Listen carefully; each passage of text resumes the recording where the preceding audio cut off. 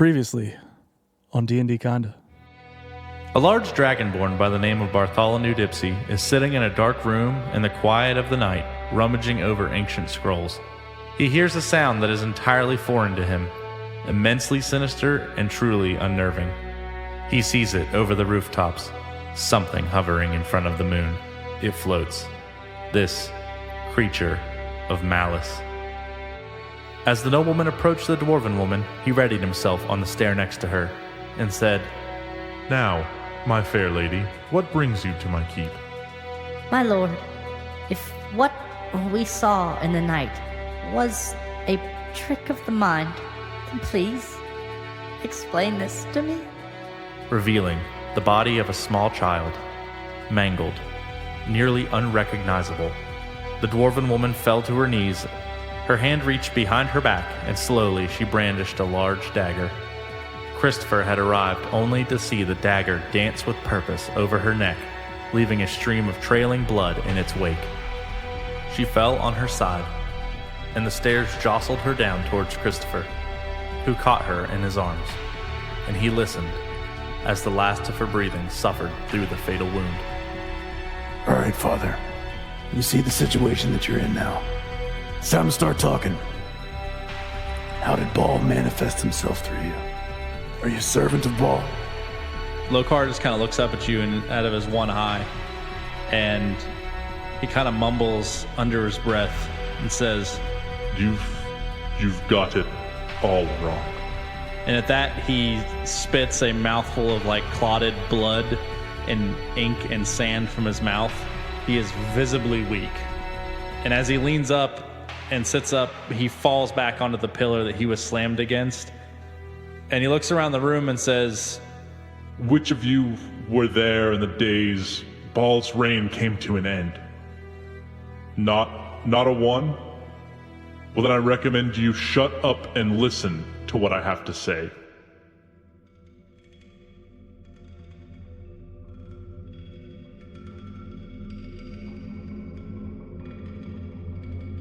The legends tell of a great and mighty battle that took place in the Damara Plains.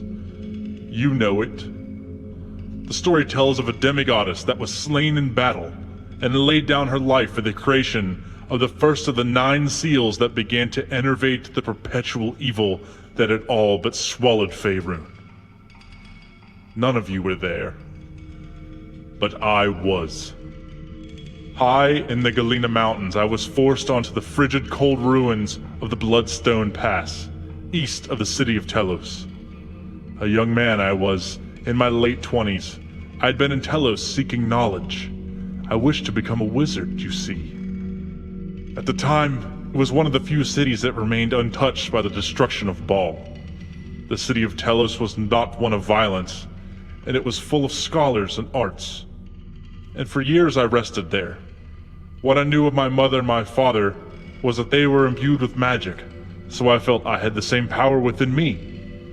If I were ever to harness my power, it would be in Telos that I would learn how. Surely enough, it was here I learned. But it was not from a book or a scroll that my magics were imparted to me. Oh no, it was something much worse. I was studying to become a wizard, as my power was not native to my body. And after months of harnessing the knowledge of how to begin to practice the arcane arts, I realized I was being watched. Not worried about such things in my youth, I introduced myself, as Telos was not a place of violence. The man, standing over 6 feet tall, acquiesced to my pleasantries and told me his name. Velka Nuru. Velka was clothed in a plain brown robe at all times, and he was very inauspicious, and he had flowing brown hair with streaks of gray. He touted a very simple wand, and I supposed that he was there to study as well, as Velka was in the libraries day in and day out. And over time, it caused me to question his time in Telos. When I asked him why he was there, he said he was here for me. This unnerved me greatly, as I'd been meeting with him for some time. He informed me that I was no wizard. I was a sorcerer. Sorcerers being inherently evil, I vehemently disagreed. I was not evil. nor did I care to be mistaken for someone who was evil. The Guard of Telos, and for every city for that matter, dealt with evil and acts of violence with a swift hammer, as this was a sign of Baal's handiwork. What Velka had informed me of was something he claimed I already knew. I had trouble accepting this fact, but even more trouble coming to terms with how Velka knew about it. I began asking around to others in Telos about this Velka, but very few knew who he was. The only people who did know who he was called him by the name Slayer. Concerned, my mind was split, and I could not focus, for daily I had a power in me growing, but I did not want to tell Velka, nor did I want to confront what power really was. But I had no choice. Velka found me. That evening I watched the sun set over the mountains to the west, and slip behind the trackless sea, and then in the night I was ambushed by 2 orc bandits. Rivaling me in size, and definitively outdoing me in power, they beat me to the ground, took my gold, and began to tear apart my room, searching for whatever they could find.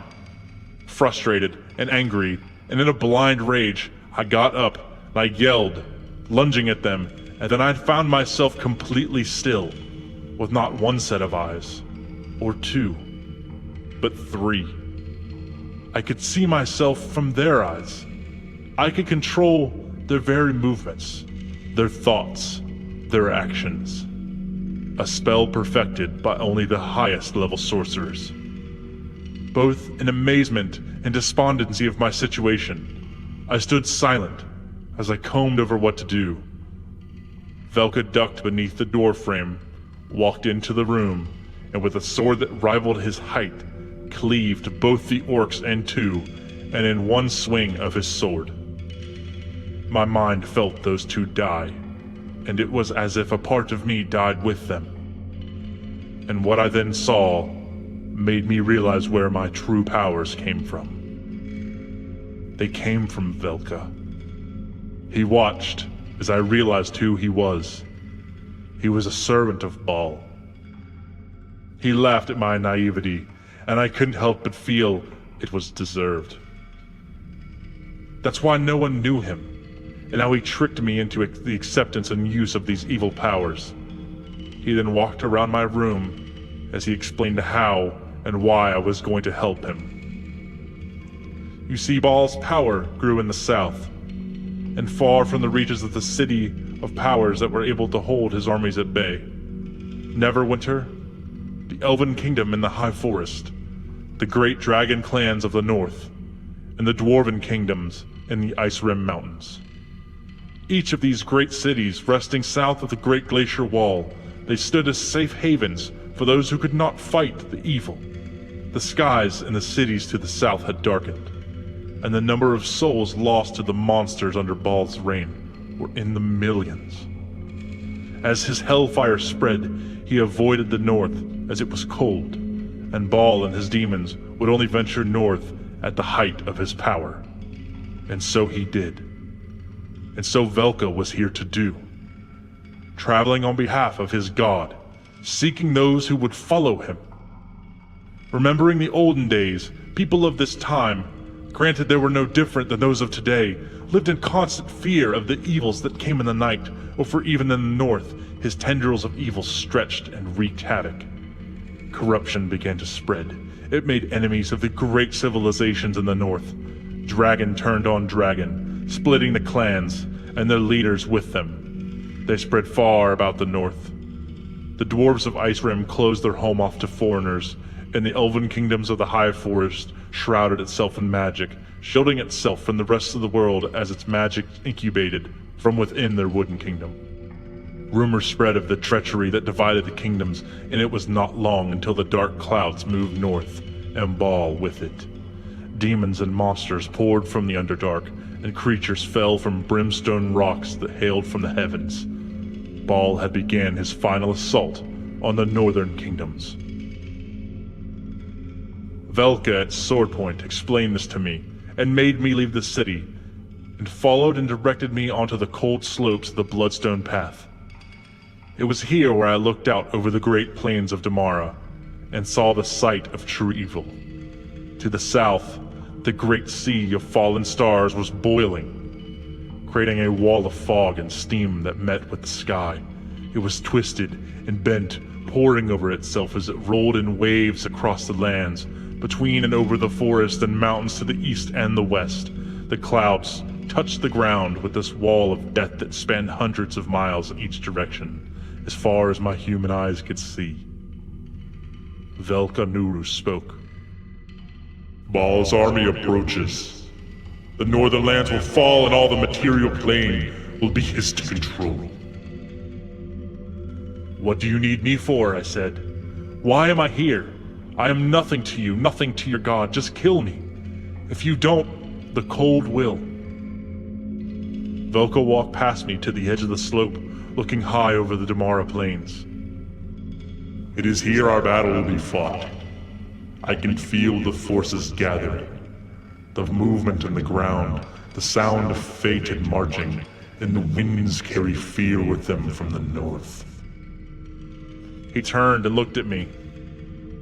You were given power by Baal for one reason. To betray what remains of the living.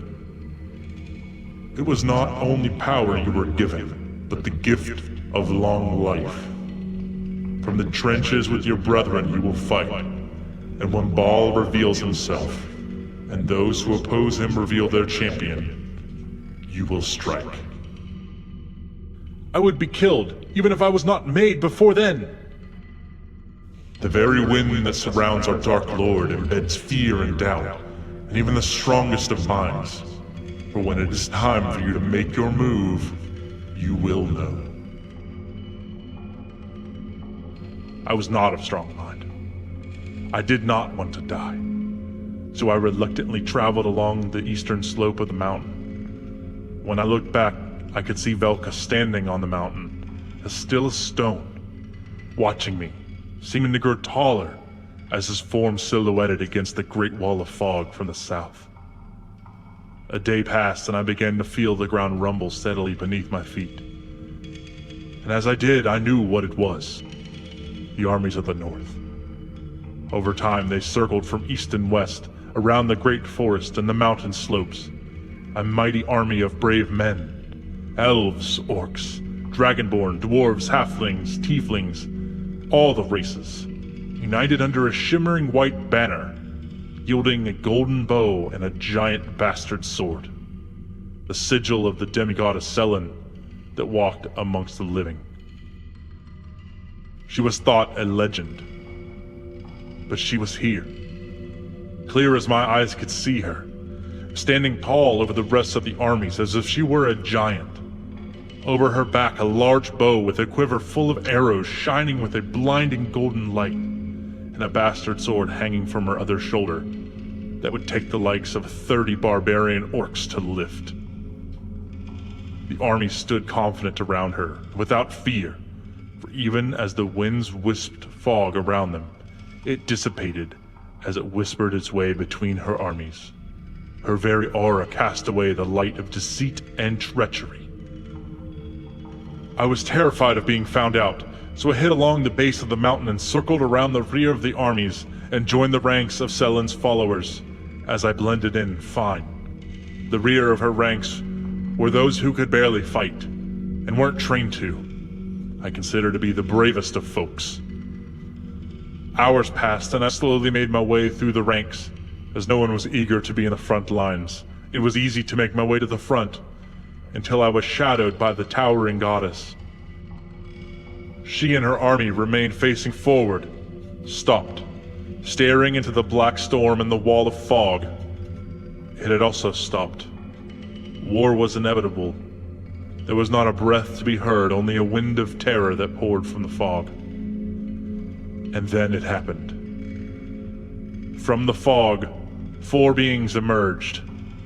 One, a horrendous, giant, circular beast with only one red eye and a mouth full of jagged, razor-sharp teeth.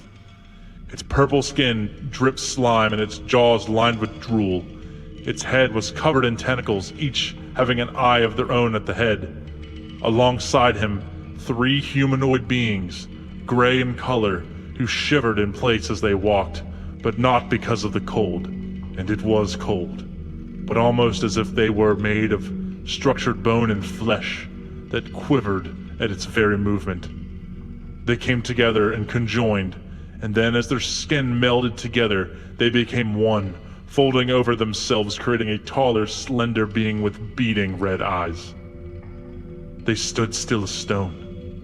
Then I saw, high from the mountains on the Bloodstone Pass, Velka leap high into the air, and then he fell, slowing himself before his impact, and landed in place next to the other two abominations. As he landed, his eyes turned red. There they stood, the three of them, eyes red as fire, and it was Selen who spoke. Here they stand, the three forms of Baal. Let them not deceive you, for his lies have taken the southern lands of Faerun, your homes, your kingdom. Let us take them back. In the name of all of your gods who are good, and in the name of the brave men and women who have died standing on the grounds of truth and righteousness. And then a wind rushed over me, granting me insight and clarity into one thing. Velka Nuru. This means fire. Fire and death. Baal. I should have known. This wasn't Baal's servant. It was Baal himself.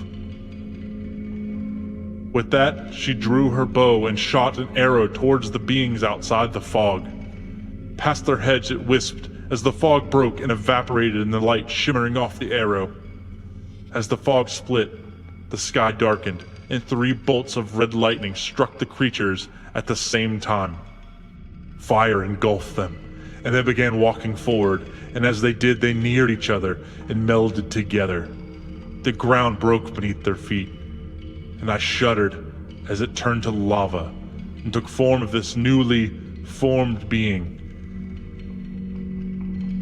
Legs formed beneath its body, 8 of them, and it folded and melded over itself as a horrendous skull twisted its way out of the body and let out a loud screech. From the split in the wall of fog came pouring hundreds and thousands of demons of all shapes and sizes. The bodies of the fallen souls of Faerun, twisted and overtaken by the evil that is Baal.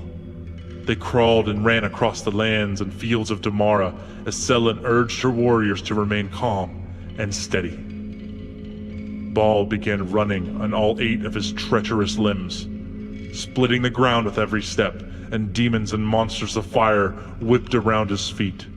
A few hundred yards away, Baal's new form leaped high into the sky and began to fall with a trajectory in the midst of Selen's army. Selen leaped and traded her bow in favor of her greatsword. She swung upward, and Baal caught it with 3 of his legs, but the force was enough to push him back to the ground as he slid across the grass. Selen and Baal were in the center of the battlefield with their armies behind them. And then it began. Selen's army rushed around me as I stood in horror of what I was witnessing, and unable to swallow what I was here to do. I could not betray the people that made up what little I called home. I watched as the living and the dead both were slain en masse, as Selen and Baal were locked in battle, both narrowly escaping fatal blows from the other. I was burning with power. I could feel it, and this power I could tell was betraying the very thoughts and my very beliefs. Baal's power was growing in me, and it was my own desire that was feeding the urges. I looked up and I saw Selen's greatsword slash a limb off of Baal's body as lava spewed out, turning the score of Selen's soldiers to ash, the casualties of war. I trekked towards Selen with less and less limbs to defend him. She was getting the best of Baal, thankfully, as Selen's soldiers were suffering horrible losses at the hands of his demon army. As I neared Selen, I wasn't attacked, or even looked at by the demons surrounding me. I knew the reason. Baal was making sure I could turn the tide of this battle.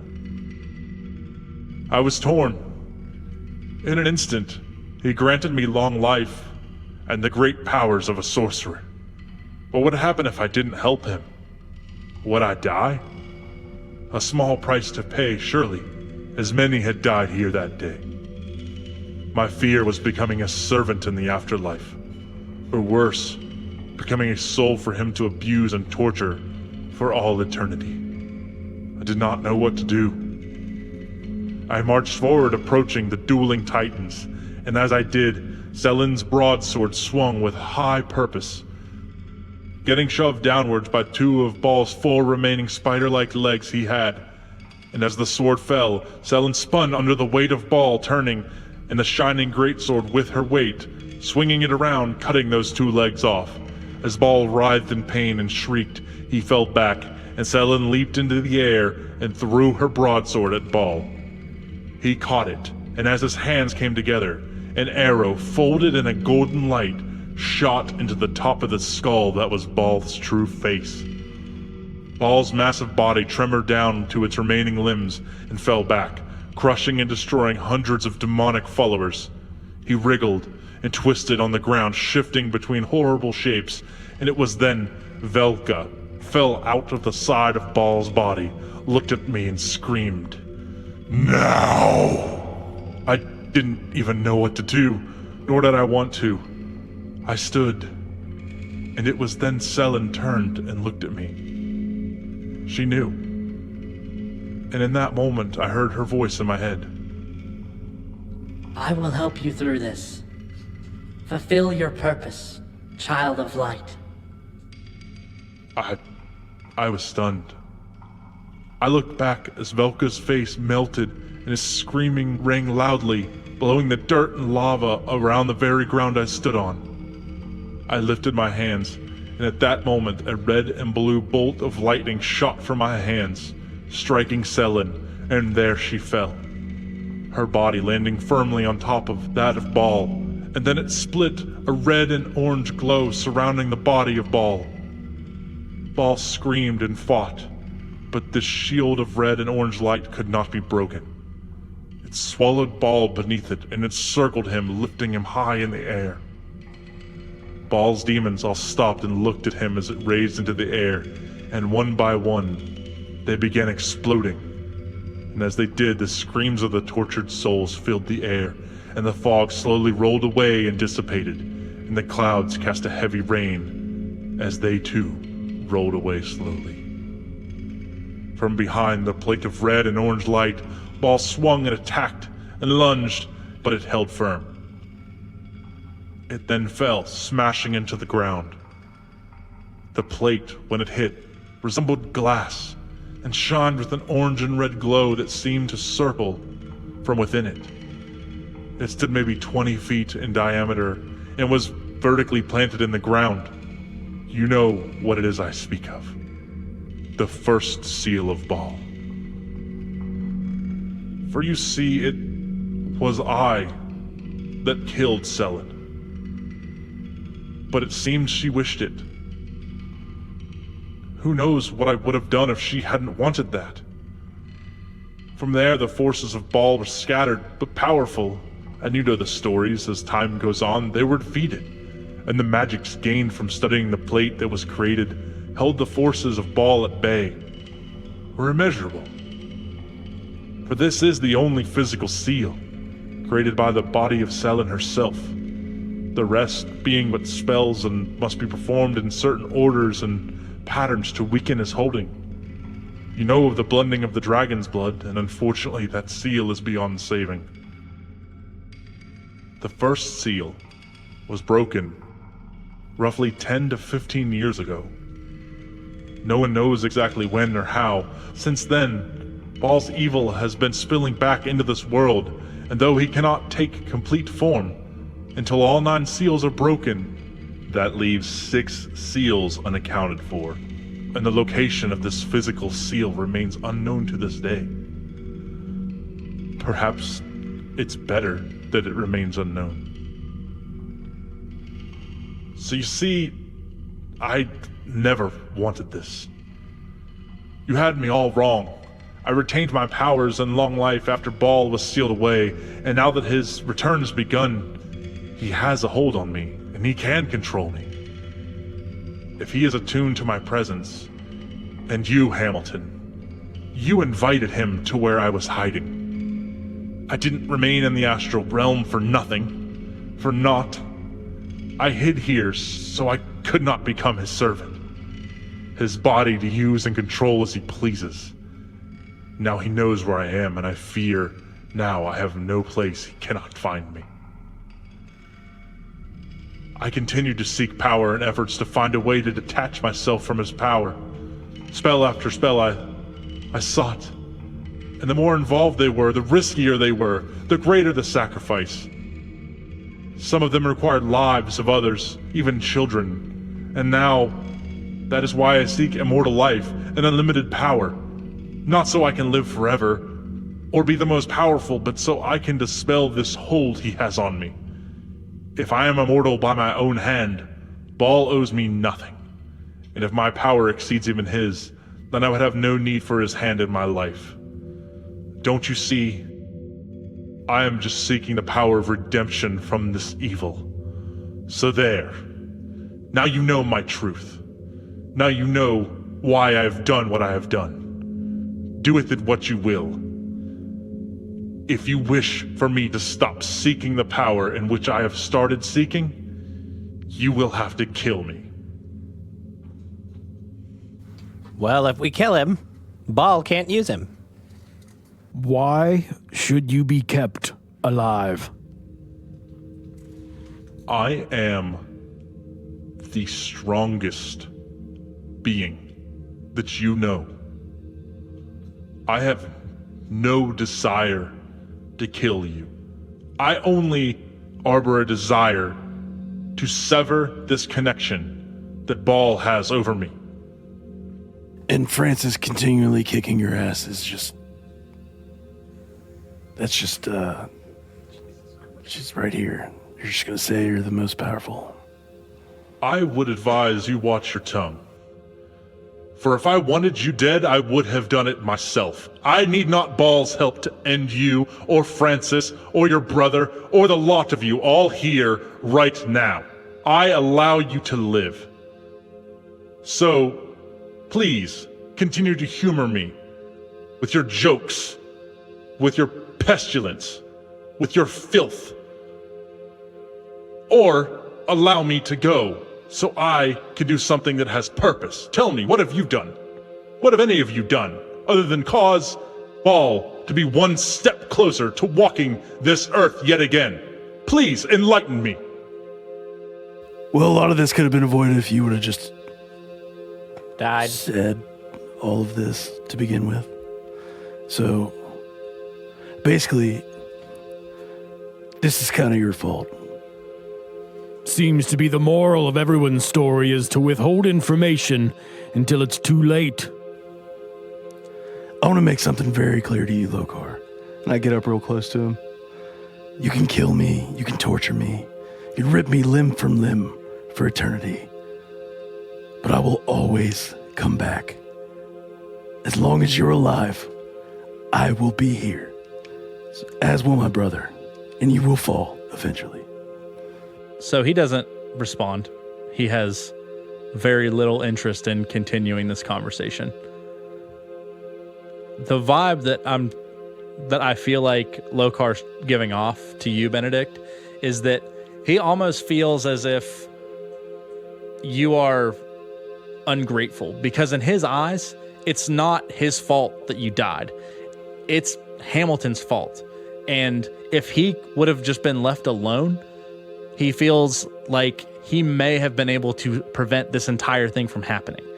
So, while it might seem like he's the one in the way, from his perspective, it seems as if you guys have thrown a major wrench in his life because of what you guys have done. At any moment, he is worried that he will not have control of his body, or that he could just die. So at this point in time, he feels very much the same as he did whenever he was confronted with the decision to kill Selen, because any moment, that power that he has, the life that he has, could be ripped from him. And that terrifies him. Not because he's scared of losing his power, but because that means, once again, that in a weird, sick, twisted kind of way, he does care about you guys. And that means that because of what you guys have done, he feels like you guys are attacking him and unable to see that all the work that he's put forward, you guys have dampened that, and it was due to the fact that you guys had a misunderstanding of the situation. I understand the situation fully.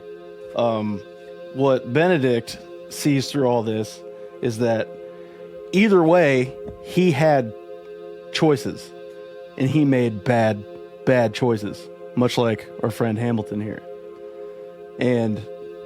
But what choices has he made? I don't know what you mean by that. I mean, the whole story that you just told. He didn't make a choice. I mean, he didn't side with Velka. Velka took him on.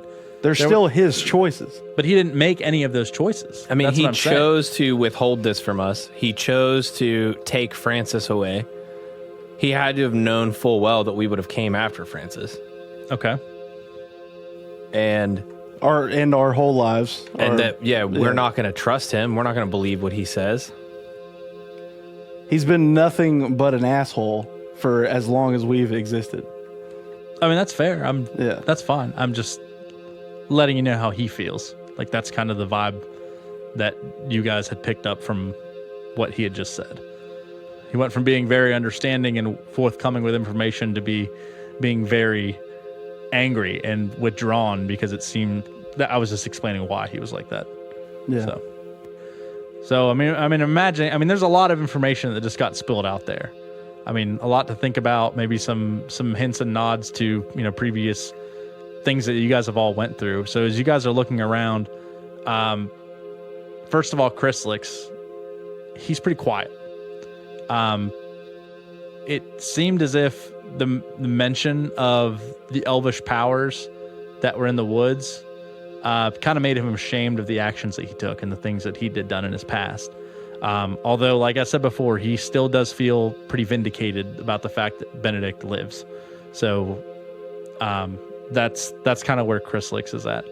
So Scar and Thrak are kind of just watching Francis, kind of confused and unsure what to believe here, because from the way that he spun that story, it seems like Lokar's not so bad of a dude. Seems like he's kind of like a wrong place, wrong time. Kind of like I said, a lot of what was in that, obviously he's made poor choices, but I mean, if you guys remember, Scar was once a follower of Baal. Not in like a hardcore sense, but just like a running with the wrong crowd kind of way. So, I mean, he understands bad choices and that things aren't always what they seem. So Scar's more quick to forgive. Essentially, he's just having trouble coming to terms with what's right and what's wrong in this particular story. Francis wants to not believe anything Lokar just said, but there are too many elements of his story that check out. There are too many things that he has said, too many references, and too much that lines up for it to be false. And sure, things can be fabricated, as it is ancient history, but it would take time to validate or invalidate what was said. And Lokar he just feels kind of, the vibe is very apathetic. Yeah, I fully don't believe him.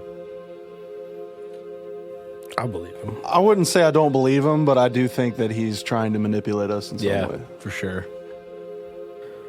Lokar, you mentioned a seal breaking 10, 15 years ago.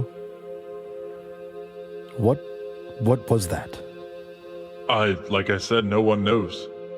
That's just around the time that evil began to pour into the world. That's around the time that I woke up. That seems odd that they would coincide. So make a perception check.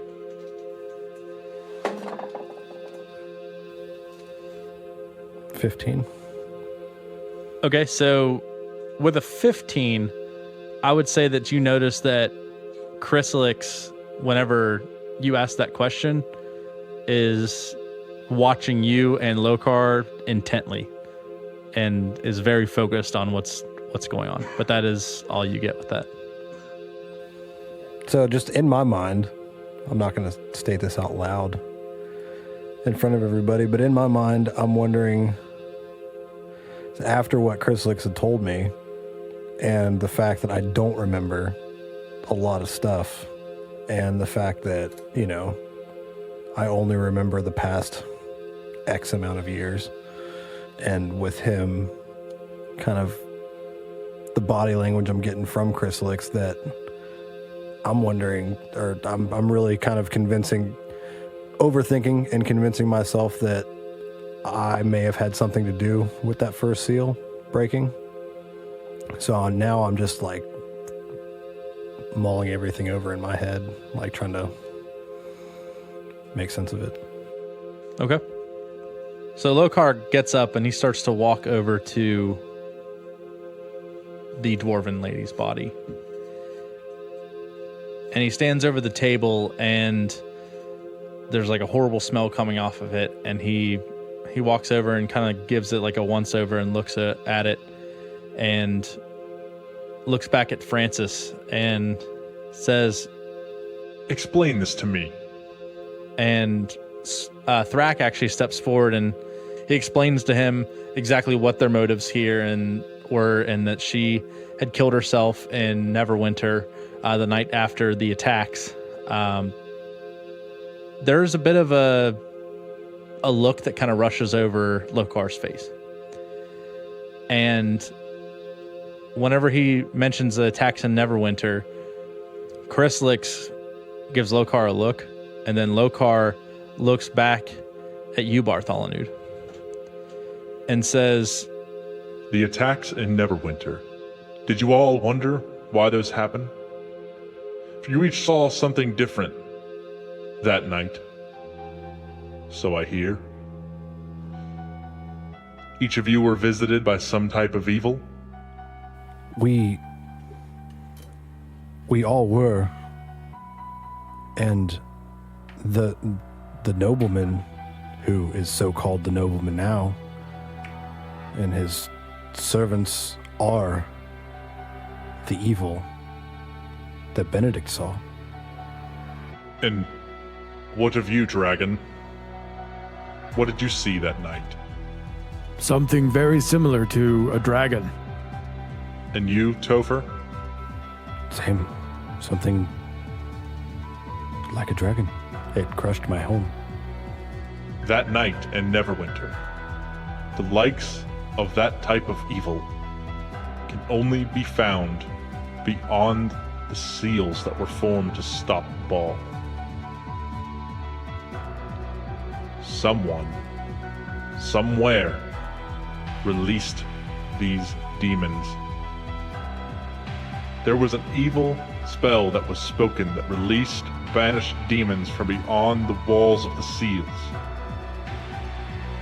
The words that were uttered that night. The spell was read from an ancient dragonborn text that allowed that horrid evil to be released. If the reader was not careful, that is how that evil poured into the world.